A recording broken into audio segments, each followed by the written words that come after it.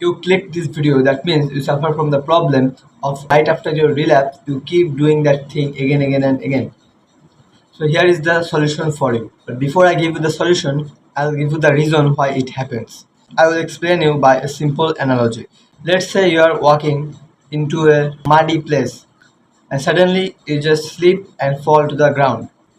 And then your whole body is kind of like covered in mud. Then you won't be afraid of taking more mud. Before, if you are walking very carefully, place your foot to the right place very slowly that you don't slip again. Now that as you are already fallen and your body is covered in mud, you are not afraid of getting more mud, because even if you don't get more mud, you still have to take a shower right after you get back home, and you just now walk very fearlessly. Now you will walk very fast, you walk how you walk normally, you don't care about if you sleep or not. Or you could look at another example. Let's say you went to the swimming pool with friends. You don't want to swim, but your friends just dragged you there. So you just said, alright guys, you just swim and I'm just standing nearby. Your friends just say, alright, you just stand, you don't have to swim. So you are just doing your own thing, maybe looking at them, or you're on your phone, and suddenly a guy just splashed some water into your clothes, and your clothes are now wet. You did not want to get wet, but as you just did, so you don't care if you get more wet. Now you just jump to the water and enjoy. Same thing applies when you relapse in NoFap. When you don't jerk off for 9 days, 10 days, 2 weeks, 1 month, you just are clean. You don't want to get dirty. But once you get a little bit dirty, that day completely wasted. Your whole patience, whole discipline of how many days you are battling, all are now gone. And you don't care if this whole day just turns out to be a mess, because as it's already a mess, doing it one time and doing it 3 times, it does not make much difference. That's what your brain just play trick on you, and then you just do it continuous session. You might not even start fresh for a few days, because next day you will also think like, I wasted yesterday, so let's just rest this day also, I'll start fresh tomorrow. So this cycle just keeps going. Relapse will be part of process. Relapse will be part of journey. Anybody who has just quit this habit forever has gone through tons of relapses. Relapses are not inherently bad. What's bad is that after you relapse, you just keep doing that continuously and you don't start fresh right away. If you already get dirty, getting more dirty will not harm. This is wrong. You have to treat relapse as normal. Before you commit that, you have to think, this time I'll not commit that act again. But once you commit to that, once you relapse, you have to think that, alright, I forgive myself. Let's look at what mistake I did. But don't ever try to think of doing it second time.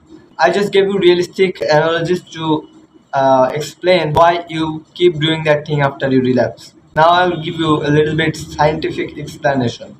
Let's say your dopamine baseline is now normal because you have just abstained from that thing for a long time. Once you just watch corn again, your dopamine just is this high, and after some time it will not come back to the baseline, it will fall more down, it will just get down, and now you just feel very bad, you feel like you crave for more dopamine. Best way to get high dopamine in a very short time with almost no effort, just do that activity that caused this again. So you just again watch, and your dopamine is this high, and when you crash, you just don't crash to the baseline but far lower, and that just keeps repeating. And also when you first relapse, you are in shame, you are in regret, and that negative feelings also make you want to have a escape path. And the best way to numb the pain, the best way to numb that guilt and shame feeling is to that activity that just caused the regret and shame in the first place. Now the solution is, you don't have to see it that if you just survive battle for 9 days and on the 10th day if you just lose the battle, it does not mean the all of the 9 days that you just won was for nothing. You have to see, look, in a war we never win 100% of the battles, we win majority of the battles, and that just all it counts. Sometimes sleep is very normal. You have to think of your success, that your success rate is now 90%, so next time your target should be that your success rate become 95%.